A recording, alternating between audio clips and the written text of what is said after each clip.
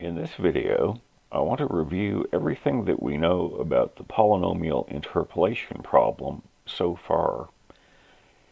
The premise is that we're given a data set of n+1 data points on the graph of a function f, all distinct x values. We have determined that there's exactly one polynomial p of x, so that the degree of p of x is no more than n, and p evaluated at one of the x values from the data set gives the function value that corresponds to that x from the data set. We call this p of x the interpolating polynomial of smallest degree. In thinking about this interpolating polynomial, there's at least three completely different ways that I can think about this. Firstly, there's what you might think of as the usual way.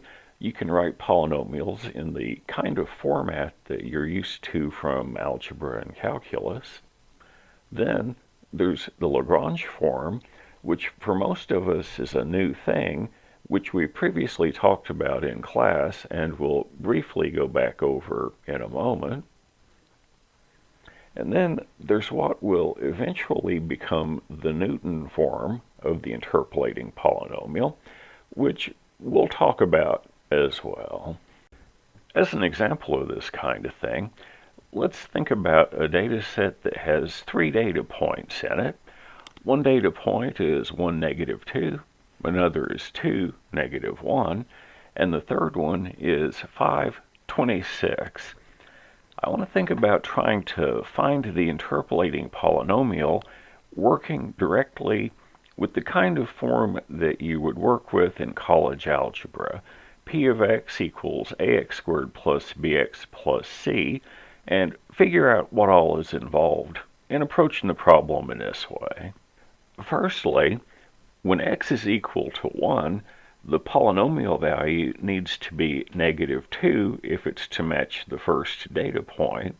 So -2 must be what I get when I calculate a times 1 squared plus b times 1 plus c. -1 needs to be what I get when x is 2. -1 needs to be a times 2 squared plus b times 2 plus c. And likewise, 26 needs to be what I get when I let the x equal 5. 26 needs to be a times 5 squared plus b times 5 plus c. We will rearrange these so that they look a little bit nicer. A plus b plus c needs to be -2. 4a plus 2b plus c needs to be -1, and 25a plus 5b plus c needs to be 26. We're led directly to a linear system of equations to solve if we want to do the interpolation problem in this way. If you look at that top equation, a plus b plus c equals -2 tells me that c is -2 minus a minus b. I'm going to substitute that into the other two equations. So 4a plus 2b plus c is -2 minus a minus b, has to be -1, and 25a plus 5b plus the c, which again is -2 minus a minus b, must end up giving me 26. These two equations only have two variables in them, so we'll continue this process after we clean the equations up a little. 3a plus b needs to be 1, and 24a plus 4b needs to be 28. Looking at the first equation, it's easy to solve it for b in terms of a. Substituting that into the second equation and doing college algebra on it eventually ends up telling me that the a has to be 2.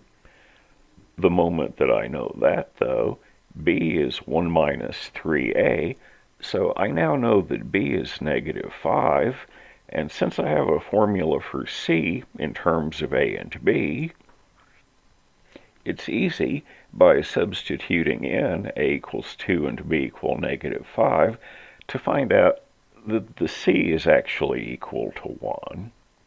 We now know all three of those coefficients. The polynomial is supposed to be p of x equals 2x squared minus 5x plus 1. We should probably check that in some way or the other. In order to check our work, we'll take x equal 1, x equal 2, and x equal 5, with a slight error on the x equal 5, put them into the alleged interpolating polynomial, and make sure that we get what we're supposed to. When x is 1, we get -2 for an answer, which is what we're supposed to get. When x is 2, we get -1 for an answer. And then, since apparently I hadn't had enough coffee when I wrote this, I accidentally stuck x equal 3 into the polynomial. 3 is not one of the x numbers out of my data set, so I was somewhat puzzled when I got that for an answer.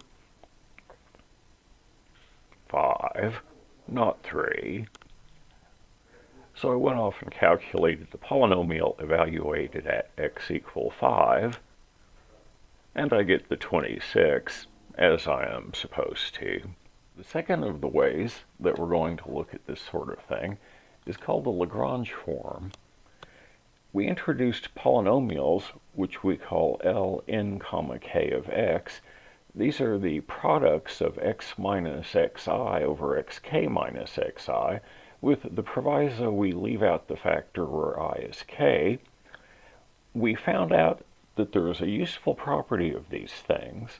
If I take polynomial Ln, k and evaluate it at one of the x numbers from my data set, what I get back is the Kronecker delta. This is a quantity delta kj, which is equal to 1 if k and j are the same thing, and is equal to 0 if they're not. I'm going to build a polynomial, p of x, based on these Lagrange polynomials. P of x is going to be the sum k equals 0 to n of f of x number k times the Ln, k of x polynomial. Since each one of those polynomials is of degree n, when I multiply them by constants and add them up, the result is of degree at most n.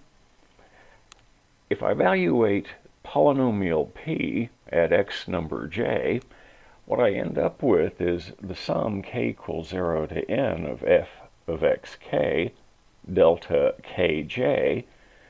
All of those terms are 0 except for one of them. When k is equal to j, though, I'll get f at xj Kronecker delta jj, which is f at xj times 1, which is f at xj. Polynomial p has degree less than or equal to n and interpolates my data set. This is another way to write the interpolating polynomial down. To be a little bit more concrete, let's look at an example where n is 2. x0 will be 1, x1 will be 2, and x2 will be 5.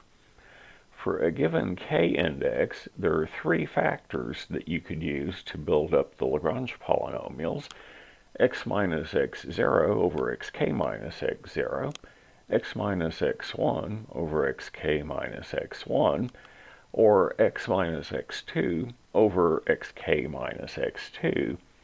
For a given index k, you omit the factor that would cause division by 0, and putting in the values x0 equal 1, x1 equals 2, and x2 equal 5, we have the little factors that we will use to build the Lagrange polynomials.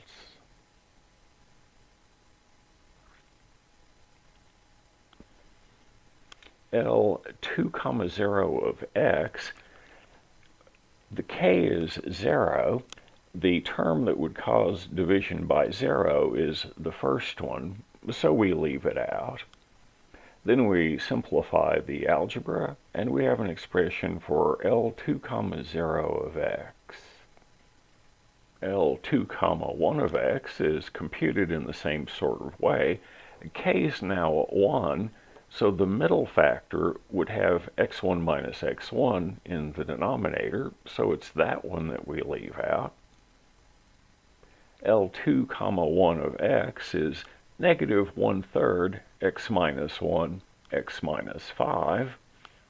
And likewise, we can figure out that L2 comma 2 of x is 1/12 x minus 1 x minus 2. Now, if we take these Lagrange polynomials that we've figured out and write out the actual interpolating polynomial in Lagrange form, you see that it turns into this just horrific mess. It doesn't look anything like the other answer that we got.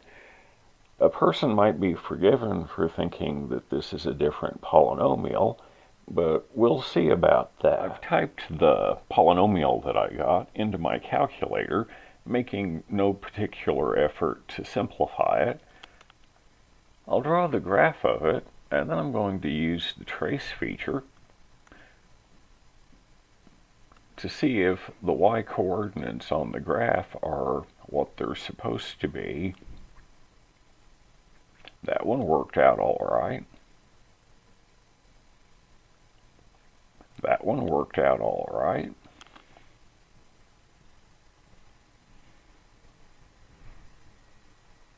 And that one worked out all right. The polynomial that we have computed using the Lagrange form interpolates the data set. Since we know from the theory there is only one polynomial of degree 2 or less that passes through 3 data points with distinct x values, the only conclusion that we can draw is, even though this last calculation that we did produced a polynomial that looks nothing like the others, in point of fact, it is the same polynomial. The third form of the interpolating polynomial that I want to think about is this form that, as I've alluded to, is eventually going to lead us to the Newton method. If you give me any polynomial of degree n or less and numbers x0, x1, x2 out to xn, then the polynomial can be written in the format constant plus constant times x minus x0 plus another constant times x minus x0, x minus x1, and so on and so forth. Since this can be done for any polynomial of degree n or less, in particular, it can be done for our interpolating polynomial. In particular, for n equal 2, the form of the polynomial we're now looking at is p of x equals b0 plus b1 x minus x0 plus b2 x minus x0 x minus x1. If I think of doing this with our specific x values, it seems strange that x2 equal 5 doesn't have any influence, no direct influence, but as it turns out, it'll have an indirect influence instead. When you evaluate the polynomial at x equal 1, the second and third terms are both 0. This immediately tells me that negative 2 and b0 are the same number, so when I write my polynomial down from now on, I'm just going to write in negative 2 for b0. When x is 2, I want the p of x to be negative 1 to match with my data set. This time only the last term is 0, but on the other hand, I have only one variable in this equation now, and it's easily seen that b1 has to equal 1. Even though there's no term with x minus 5 in it, The fact that the point 526 needs to be on the graph of the interpolating polynomial does figure into this. If I make x equal 5, I have to insist that p of x come up to be 26. Doing the arithmetic in algebra, it develops that b2 has to be equal to 2. I now know all of the coefficients in my third form of the interpolating polynomial.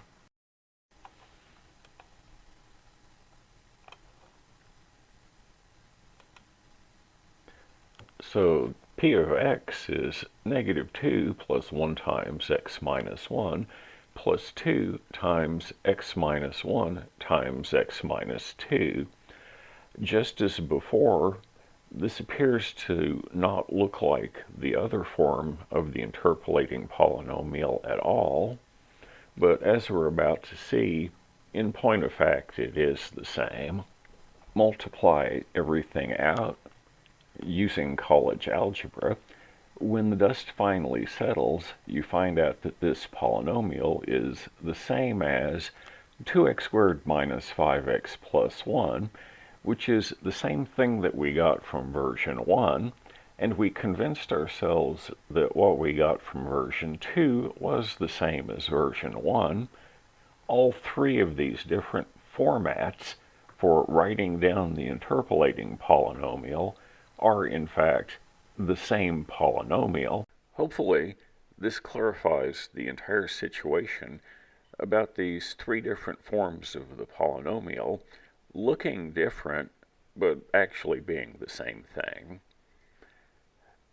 This tells us everything we knew about the interpolating polynomial problem up to the point where we introduced Neville's method.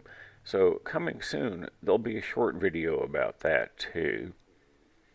As an experiment, this last bit of talking has been recorded on a different day with a different microphone in a different location. I'm going to attach this audio to the end of the current file. I'm going to pass it through the renormalization filter and see if it sounds okay, if it sounds the same as the rest of it. I hope everyone's having a good day. I'll talk to you again soon.